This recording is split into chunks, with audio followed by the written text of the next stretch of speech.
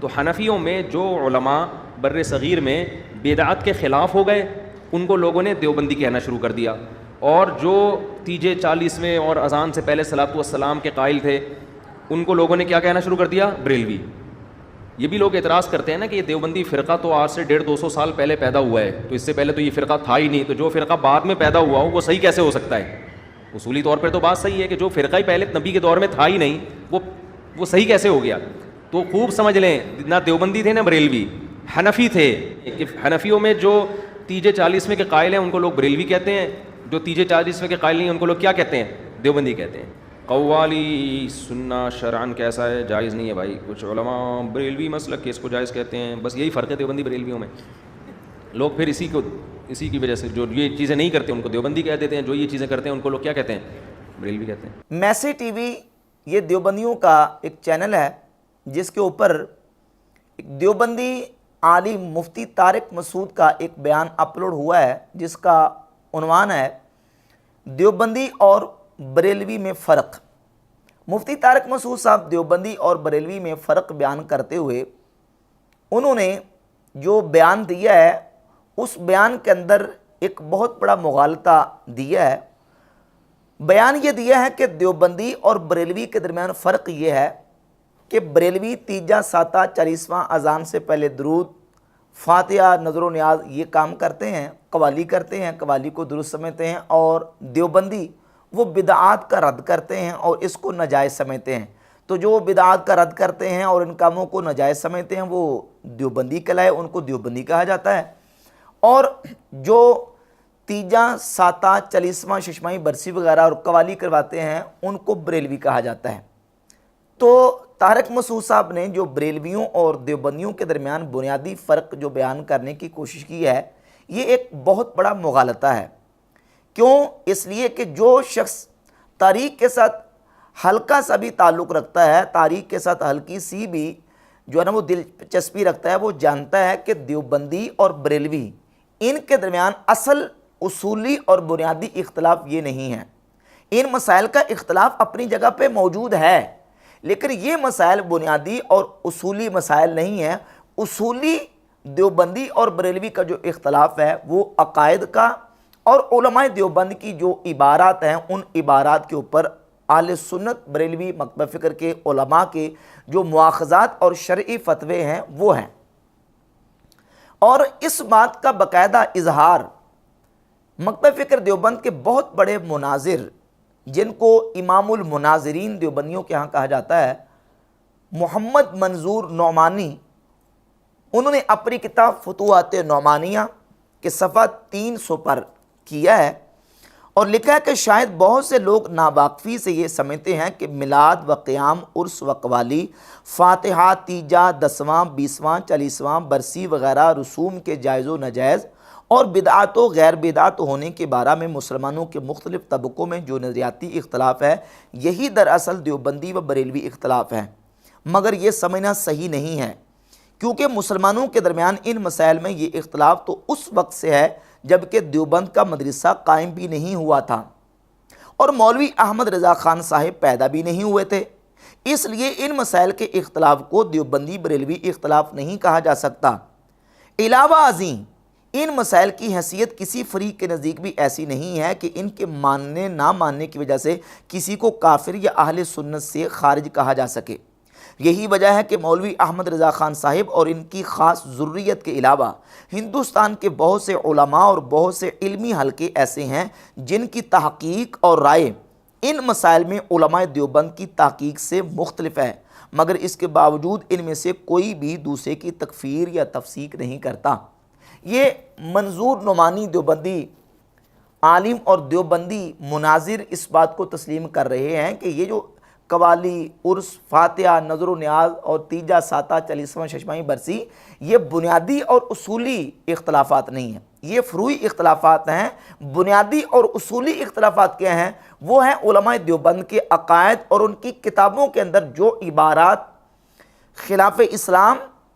کفریہ اور گستاخانہ عبارت علماء دیوبند نے اپنی کتابوں میں لکھی ہیں ان کے اوپر بنیادی اختلاف ہے۔ طارق مسعود صاحب اس بات کو تسلیم کرتے ہیں کہ شروع سے اہل سنت حنفی چلے آ رہے ہیں اور وہی جو حنفی چلے آ رہے تھے ان کی آگے پارٹیشن ہو گئی کہ ایک دیوبندی ہو گئے جو کہتے ہیں بدعات کا رد کرتے تھے اور انہوں نے بدعات کا رد کرنا شروع کر دیا، اور جو تیجا ساتھا چالیسواں کرتے رہے ان کو بریلوی کہا جانے لگا۔ اب سوال یہ پیدا ہوتا ہے کہ وہ جو حنفی چلے آ رہے تھے ان حنفیوں کے ساتھ اسی عقیدے پر اور اسی ڈگر پر، اسی منہج اور اسی نظریے کے اوپر کون قائم چلا آ رہا ہے؟ کیا دیوبندی چلے آ رہے ہیں یا بریلوی چلے آ رہے ہیں؟ ہندوستان میں، ہندو پاک میں جو اسلام آیا، جو مسلمان لوگ ہوئے اہل سنت و جماعت کے عقیدے پر اور فقہ میں انہوں نے حنفی مذہب کو قبول کیا، وہ مسلمان کس عقیدے پر تھے؟ کیا وہ بریلوی نقطہ نظر جو آج عقیدہ ہے اس پر تھے یا دیوبندیوں کے عقیدے کے اوپر تھے؟ تو یہ بات بالکل روزے روشن کی طرح واضح اور عیاں ہو جاتی ہے، اور اپنے اور بیگانوں سب نے اس بات کو تسلیم کیا ہے کہ جو اہل سنت بریلوی مکتبہ فکر ہے یہی وہ لوگ ہیں جو قدیم سے اہل سنت و جماعت کے عقیدے اور ان کی روش پر چلے آ رہے ہیں۔ شیخ اکرام اپنی کتاب موج کوثر کے صفحہ نمبر 70 پر لکھتے ہیں کہ انہوں نے، یعنی مولانا احمد رضا بریلوی صاحب نے، نہایت شدت سے قدیم حنفی طریقوں کی حمایت کی۔ امام احمد رضا خان محدث بریلوی رحمۃ اللہ وہ ہیں جنہوں نے قدیم حنفی طریقوں کی شدت کے ساتھ حمایت کی، اور سلیمان ندوی وہ حیات شبلی کے صفحہ 46 پر لکھتے ہیں کہ تیسرا فریق وہ تھا جو شدت کے ساتھ اپنی روش پر قائم رہا اور اپنے آپ کو اہل سنت کہتا رہا۔ اس گروہ کے پیشوا زیادہ تر بریلی اور بدایون کے علماء تھے۔ اور یہ ایک اور کتاب ہے غیر مقلد عالم ثناء اللہ امرتسری، ان کی شمع توحید، اور شمع توحید کے صفحہ نمبر 63 پر وہ لکھتے ہیں کہ امرتسر میں مسلم آبادی غیر مسلم آبادی ہندو و سکھ وغیرہ کے مساوی ہے۔ 80 سال پہلے، یعنی انگریز کے آنے سے پہلے 80 سال پہلے قریباً سب مسلمان اسی خیال کے تھے جن کو آج کل بریلوی حنفی کے نام سے پکارا جاتا ہے۔ اور ایک اور حوالہ سنیں، یہ بریلویت کتاب ہے غیر مقلد عالم احسان الہی ظہیر صاحب کی۔ اس کتاب کے صفحہ نمبر 21 پر لکھتے ہیں کہ بریلویوں کے عقائد کیا ہیں۔ اس گروہ کے عقائد بعض دوسرے اسلامی ملکوں میں تصوف کے نام پر رائج ہیں، یعنی اہل سنت و جماعت بریلوی جو ہیں ان کے عقائد بعض دوسرے اسلامی ملکوں میں تصوف کے نام پر رائج ہیں، جن کو صوفیہ کہتے ہیں۔ اہل سنت والجماعہ جو صوفیہ نظریہ اور عقیدہ رکھنے والے ہیں، اور ہندو پاک میں آپ دیکھ لیں جو بڑے بڑے صوفیہ کبار اولیاء اللہ، ان کے سینکڑوں سالوں سے مزارات، ان کی درگاہیں، ان کی خانقاہیں جو آباد ہیں، یہ احمد رضا بریلوی رحمۃ اللہ علیہ نے آ کے ان کو شروع نہیں کیا۔ امام احمد رضا خان محدث بریلوی رحمۃ اللہ تعالی علیہ نے ان کو اس کا آغاز نہیں کیا، اس کی ابتدا نہیں کی، بلکہ یہ صدیوں سے اہل سنت کا جو صوفیہ کا اور تصوف کا سلسلہ چلا آ رہا تھا، اسی طریقے کی امام احمد رضا خان محدث بریلوی رحمۃ اللہ تعالی علیہ نے حمایت کی ہے، اور اسی طریقے کو شدت کے ساتھ اور بڑی مضبوطی کے ساتھ پکڑ کے رکھا۔ اپنے بیگانے سب مانتے ہیں، دیوبندی علماء نے لکھا، غیر مقلدین نے لکھا کہ مولانا احمد رضا بریلوی جو ہیں انہوں نے شدت کے ساتھ حنفی طریقوں کی جو ہے وہ موافقت کی اور اس کی حمایت کی۔ آپ دیکھتے ہیں کہ اس حنفی طریقے کو چھوڑنے والے کون ہیں؟ ان صوفیہ کے منہجوں کو اور صوفیہ کے عقائد و نظریات کو شرک اور بدعت کہنے والے کون ہیں؟ اور ہندوستان میں کم از کم اس کی ابتدا کس شخص نے کی ہے؟ تو وہ ہمارے سامنے تاریخ میں نام آتا ہے مولوی اسماعیل دہلوی کا۔ مولوی اسماعیل دہلوی یہ شاہ ولی اللہ محدث دہلوی رحمۃ اللہ کا پوتا تھا، اور اس نے یہ کتاب لکھی تقویۃ الایمان۔ اس کتاب تقویۃ الایمان میں اسماعیل دہلوی نے رسول اللہ صلی اللہ علیہ وآلہ وسلم کی شان اقدس میں توہین کی، گستاخی کی، اور نعوذ باللہ تعالیٰ یہاں تک لکھا کہ حضور نعوذ باللہ مر کے مٹی میں مل گئے۔ نبی کریم علیہ السلام کی طرف جھوٹی بات منسوب کی کہ حضور نے فرمایا کہ میں بھی ایک دن مر کر مٹی میں ملنے والا ہوں، نعوذ باللہ تعالیٰ۔ اور اسی کتاب تقویۃ الایمان میں لکھا کہ نبی بڑے بھائی، ہم چھوٹے بھائی، نبی کی تعظیم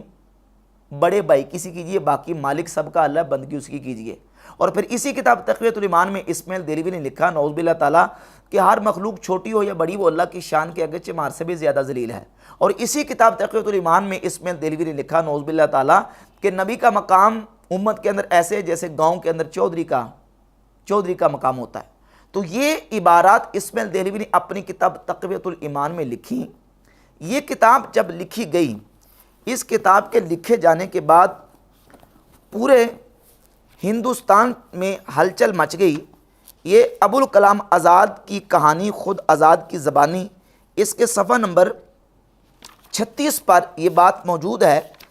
کہ مولانا محمد اسماعیل شہید مولانا منور الدین کے ہمدرس تھے۔ شاہ عبدالعزیز کے انتقال کے بعد جب انہوں نے تقویۃ الایمان اور جلاء العینین لکھی اور ان کے اس مسلک کا ملک میں چرچا ہوا تو تمام علماء میں ہلچل پڑ گئی۔ اس کتاب تقویۃ الایمان کے لکھے جانے کے بعد تمام علماء میں ہندوستان بھر میں ہلچل مچ گئی، اور یہ تقویۃ الایمان کا مصنف اسماعیل دہلوی ہے جس نے اپنے آباء و اجداد کے مسلک اور عقیدے سے اور حنفیت سے انحراف کیا۔ اس کا ایک حوالہ یہ دیوبندی حکیم الامت اشرف علی تھانوی کی کتاب ہے امداد المشتاق۔ امداد المشتاق کے صفحہ نمبر 82 پر تھانوی صاحب لکھتے ہیں کہ فرمایا کہ مولوی اسماعیل شہید موحد تھے، چونکہ محقق تھے چند مسائل میں اختلاف کیا اور مسلک کے پیران خود مثل شیخ ولی اللہ وغیرہ پر انکار فرمایا۔ یعنی اپنے دادا شاہ ولی اللہ محدث دہلی رحمۃ اللہ کے مسلک اور ان کے عقیدے کو سب سے پہلے چھوڑا ہے تو اسماعیل دہلوی نے، اور اسماعیل دہلوی نے یہ کتاب لکھی ہے تقویۃ الایمان۔ اسی طرح مولوی اشرف علی تھانوی دیوبندی حکیم الامت اپنی یہ کتاب ارواح ثلاثہ کے صفحہ نمبر 83 پر لکھتے ہیں کہ اور ان کے سامنے تقویۃ الایمان پیش کی۔ اسماعیل دہلوی نے یہ کتاب تقویۃ الایمان لکھی اور لکھنے کے بعد جب کتاب کو پیش کیا تو اور فرمایا کہ میں نے یہ کتاب لکھ دی ہے اور میں جانتا ہوں کہ اس میں بعض جگہ ذرا تیز الفاظ بھی آ گئے ہیں اور بعض جگہ تشدد بھی ہو گیا ہے، مثلا ان امور کو جو شرک خفی تھے شرک جلی لکھ دیا گیا ہے۔ ان وجوہ سے مجھے اندیشہ ہے کہ اس کی اشاعت سے شورش ہوگی، اور آگے لکھا کہ اس لیے میں نے یہ کتاب لکھ دی ہے، گو اس سے شورش ہوگی مگر توقع ہے کہ لڑ بڑھ کر خود ٹھیک ہو جائیں گے۔ اشرف علی تھانوی صاحب نے بیان نقل کیا ہے اسماعیل دہلوی کا کہ اسماعیل دہلوی صاحب لکھتے ہیں کہ میں نے یہ کتاب تقویۃ الایمان لکھ دی ہے، جو شرک خفی تھا اس کو شرک جلی لکھ دیا ہے، اور اس میں ایسے سخت الفاظ بھی آگے ہیں، لیکن مجھے امید ہے کہ لوگ لڑ بڑھ کر ٹھیک ہو جائیں گے۔ لیکن یہ آپ دیکھ لیں کہ کئی سال گزر گئے ہیں، وہ لڑ بڑھ کے ٹھیک ہونے والی بات نہیں آئی، اور آج تک وہ لڑائی اور جو آگ اسماعیل دہلوی نے لگائی تھی وہ آگ آج تک نہیں بجھ سکی۔ تو اصل میں جو بیسک بنیادی اختلاف ہے وہ اسماعیل دہلوی سے شروع ہوتا ہے، جب اسماعیل دہلوی نے کتاب تقویۃ الایمان لکھی اور صراط مستقیم لکھی۔ اب مورد الزام امام احمد رضا خان محدث بریلوی رحمۃ اللہ علیہ کو ٹھہرایا جاتا ہے، جبکہ امام اہل سنت شاہ امام احمد رضا خان محدث بریلوی رحمۃ اللہ علیہ نے تو ڈٹ کے حنفی طریقوں کی حمایت کی ہے، اور جو صوفیہ اور اہل سنت و جماعت کا مذہب اور مسلک تھا اسی کو تھام کے رکھا ہے۔ اب ہم اس سے آگے چلتے ہیں کہ ایک تو تھی تقویۃ الایمان، اور تقویۃ الایمان کے بعد یہ سلسلہ گستاخیوں کا اور کفریات کا رکا نہیں، بلکہ اس طرح کی عبارات اور اس طرح کی تحریرات اپنی کتابوں کے اندر علماء دیوبند نے لکھی جو کہ غیر اسلامی تھیں، اور ان عبارات کے اوپر اور ان تحریرات کے اوپر امام احمد رضا خان محدث بریلوی رحمۃ اللہ سے پہلے بھی اہل سنت و جماعت کے کئی علماء نے گرفت کی۔ مثلا ایک کتاب میں آپ کے سامنے رکھتا ہوں، یہ کتاب ہے براہین قاطعہ، مولوی خلیل احمد سہارنپوری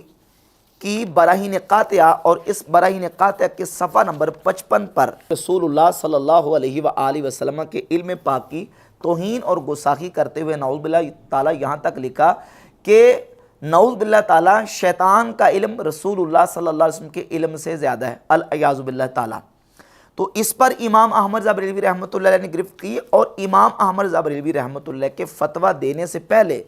مولانا غلام دستگیر قصوری رحمۃ اللہ علیہ جو کہ بہت بڑے اہل سنت کے عالم مناظر، اور یہ وہ ہمارے اہل سنت و جماعت کے عالم ہیں جنہوں نے سب سے پہلے مرزا غلام قادیانی کے خلاف رجم الشیاطین کتاب لکھی۔ مولانا غلام دستگیر قصوری رحمۃ اللہ علیہ نے یہ کتاب لکھی تقدیس الوکیل عن توہین الرشید والخلیل، مولوی خلیل احمد سہارنپوری کے خلاف۔ اور پھر علماء دیوبند کے بہت بڑے امام اور عالم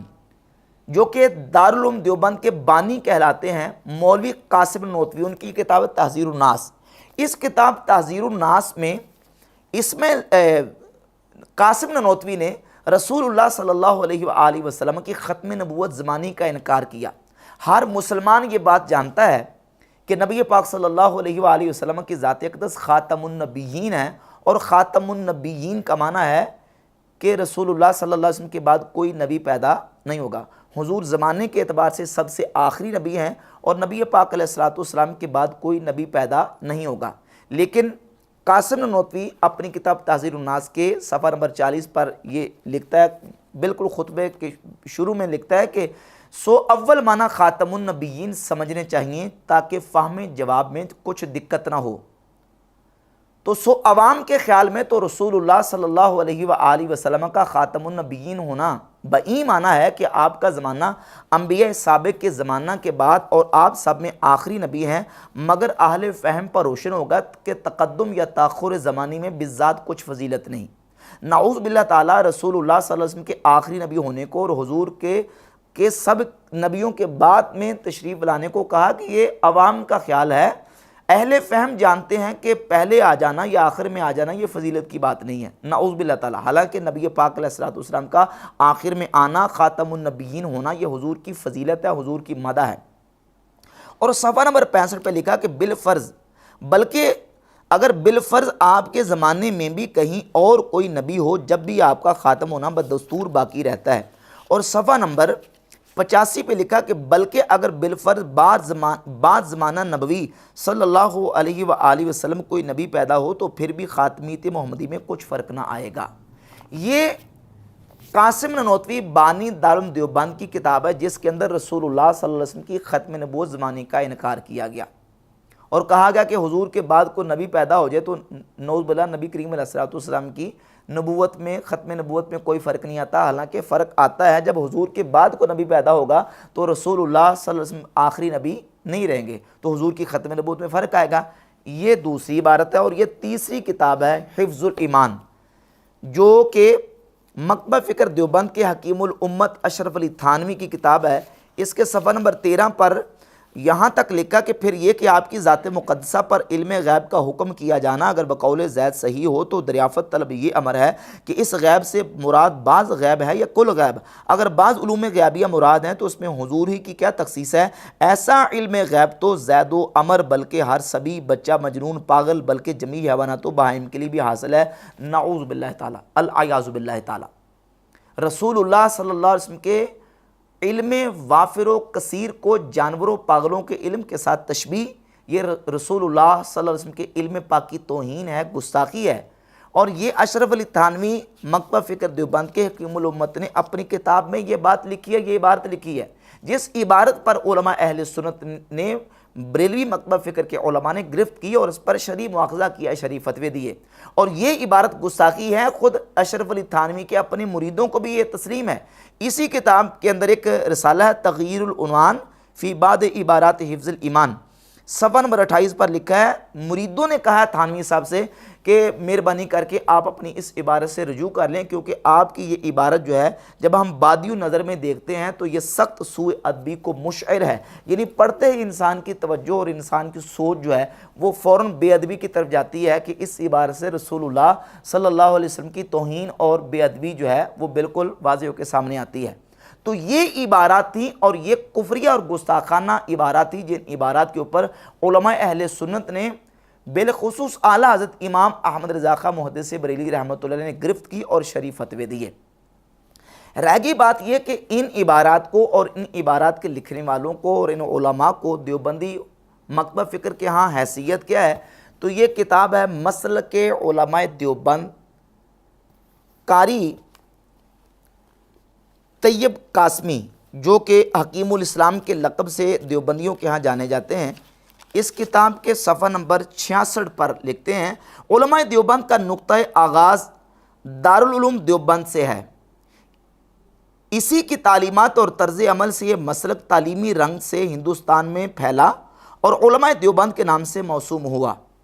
اس لیے ضرورت ہے کہ ہم دارالعلوم کے وہ مقاصد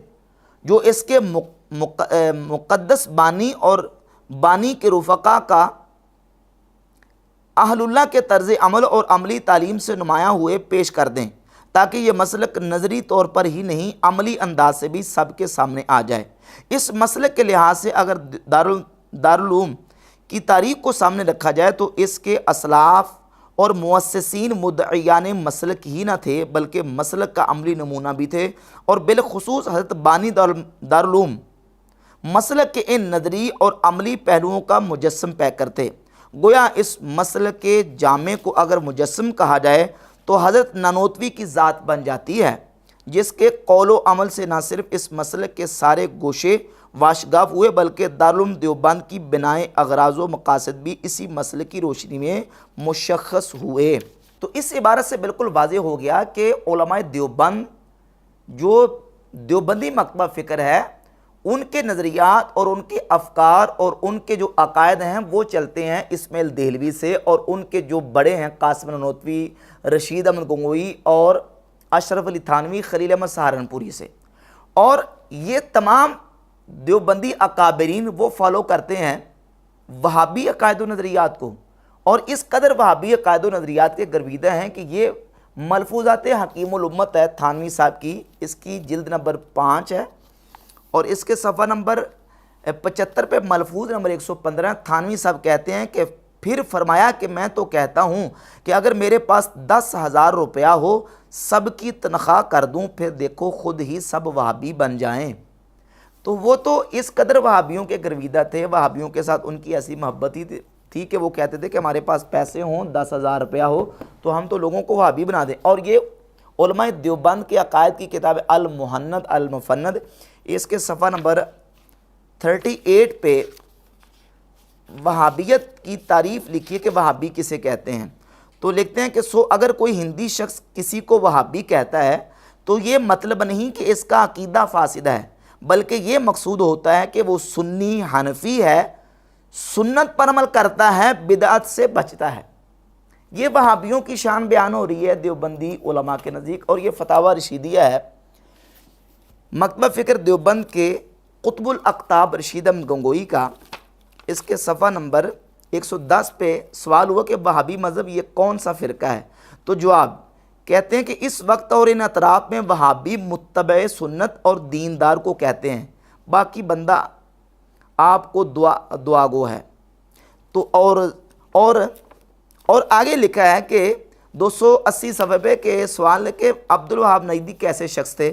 तो जवाब में लिखते कि मोहम्मद बिन अब्दुल वहाब को लोग वहाबी कहते हैं। वो अच्छा आदमी था, सुना है कि मज़हब हम्बली रखता था और आमिल बिल हदीस था, बिदअत व शिरक से रोकता था, मगर तशदीद इसके मिजाज में थी, वल्लाहु ताला आलम। और आगे लिखते हैं कि मोहम्मद बिन अब्दुल वहाब के मुक्तदियों को वहाबी कहते हैं, इनके अकायद उम्दा थे और मज़हब उनका हम्बली था। तो ये वहाबियों की तारीफ़ें करते हैं और वहाबियों के साथ इनके आपस में ताल्लुकात हैं, और वहाबी फ़िक्र ही को ये फॉलो करते हैं जो कि मोहम्मद बिन अब्दुल वहाब नजदी ने चलाई थी, और उसके बाद उसको प्रमोट किया है हिंदुस्तान के अंदर मौलवी इस्माइल देहलवी ने इस किताब तक़वियतुल ईमान की सूरत में। बाकी रह गई अहले सुन्नत व जमात बरेलवियों की बात। तो अहले सुन्नत व जमात बरेलवी बेहमद ताला उन्हीं नज़रियात पर, उन्हीं अकायद पर और उन्हीं मामूलात के ऊपर कायम है, और इमाम अहमद रज़ा खां मुहद्दिस बरेलवी रहमतुल्लाह अलैह ने उन्हीं अकायद व नज़रियात की तरवीज इशाद की है जो कि अहले सुन्नत व जमात का अकीदा और उनका मामूल शुरू से चला आ रहा था। यहाँ तक बात है मामूलात की, तो हमारे जितने मामूलात हैं वो बुज़ुर्गान दीन के मज़ारात हों, उनकी खानकाहें हों, और तीजा साता 40वां शशमाही बरसी का मामूल हो, मिलाद का मामूल हो, फातिहा और नज़र व न्याज का मामूल हो, ये हमारे बेहमद ताला मामूलात वो हैं जो उन शख्सियात से चले आ रहे हैं जो देवबंदियों के यहाँ भी मुसलमान शख्सियात हैं। मसलन मिसाल के तौर पे ये फतावा अजीज़ी है शाह अब्दुल अजीज़ साहब मुहद्दिस देहली रहमतुल्लाह का, जो कि इस्माइल देहलवी के चाचा जान हैं। ये अपने फतावा के सफ़ा 189 पे लिखते हैं कि जिस खाने का सवाब हज़रत इमामैन रदी अल्लाह ताला अन्हुमा को पहुँचाया जाए और उस पर फातिहा व कुल व दुरूद पढ़ा जाए, वो खाना तबर्रुक हो जाता है, उसका खाना बहुत खूब है। फातिहा दुरूद वाले खाने को कहते हैं कि वो बरकत वाला हो जाता है और उसका खाना जो है वो बड़ा मुतबर्रक है। اور یہ تحفہ اثنا عشریہ شاہ عبدالعزیز صاحب محدث دہلوی رحمۃ اللہ علیہ شاہ ولی اللہ کے بیٹے اور اسماعیل دہلوی کے چاچا جان صفحہ 214 پہ لکھتے ہیں تحفہ اثنا عشریہ کے کہ حضرت امیر و ذریت طاہرہ اورا تمام امت بر مثال پیراں و مرشداں می پرستند، یعنی مولا علی اور ان کی تمام اولاد کو ساری امت پیروں کی طرح مانتے ہیں۔ امور تکوینیہ راب عیشہ وابستہ میدانت، اور امور تکوینیہ ان سے وابستہ جانتے ہیں۔ و فاتحہ و درود و صدقات و نظر و منت بنام عیشہ رائج و معمول گردیدہ، اور اہل سنت اور امت کا یہ معمول ہے کہ وہ نظر و نیاز اور فاتحہ اور صدقات بطور اصال ثواب ان کے نام پر یہ رائج اور معمول ہے امت کے اندر۔ چنانچہ بجمی اولیاء اللہ ہمیں معاملہ صرف اہل بیت کے ساتھ نہیں بلکہ تمام اولیاء اللہ کے ساتھ اہل سنت و جماعت اور پوری امت اسی طریقے سے جو معاملہ کرتے ہیں۔ اور یہ تفسیرات احمدیہ ہے۔ بادشاہ اورنگزیب عالمگیر رحمۃ اللہ کے استاذ ملا جیون رحمۃ اللہ کی اس کے صفحہ نمبر 45 پر وہ لکھتے ہیں کہ ومن ہا ہنا علما، یہاں سے یہ بات معلوم ہو گئی ان البقرۃ المنظورۃ للاولیاء، وہ گائے جو اولیاء اللہ کے نام پر ایصال ثواب کے لیے نظر کی جاتی ہے، کما ہوا رسم فی زماننا، جیسے کہ ہمارے زمانے میں یہ طریقہ چلا آ رہا ہے، حلال طیب، کہتے ہیں وہ حلال ہے پاکیزہ ہے، لأنہ لم یذکر اسم غیر اللہ علیہ وقت الذبح،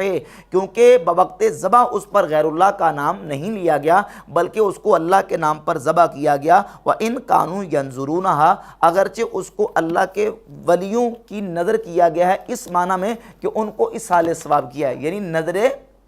عرفی نہ کہ نظر شرعی۔ تو ملا جیون رحمۃ اللہ کی عبارات سے، شاہ عبدالعزیز صاحب رحمۃ اللہ کی عبارات سے اور دیگر کتنی عبارت پیش کی جا سکتی ہیں، یہ بات بالکل واضح ہوتی ہے کہ اہل سنت و جماعت کا جو طریقہ حنفیوں کا معمول شروع سے قدیم سے رائج ہے، اس کی حمایت دیوبندیوں نے نہیں کی بلکہ اس کی حمایت اگر کی ہے تو بحمد تعالیٰ اہل سنت و جماعت بریلویوں نے کی ہے، اور امام احمد رضا خاں محدث بریلوی رحمۃ اللہ علیہ نے شدت سے اس کی حمایت کی ہے۔ باقی رہے گی طارق مسعود صاحب کا یہ کہنا کہ جو قوالی کرواتے ہیں وہ بریلوی ہوتے ہیں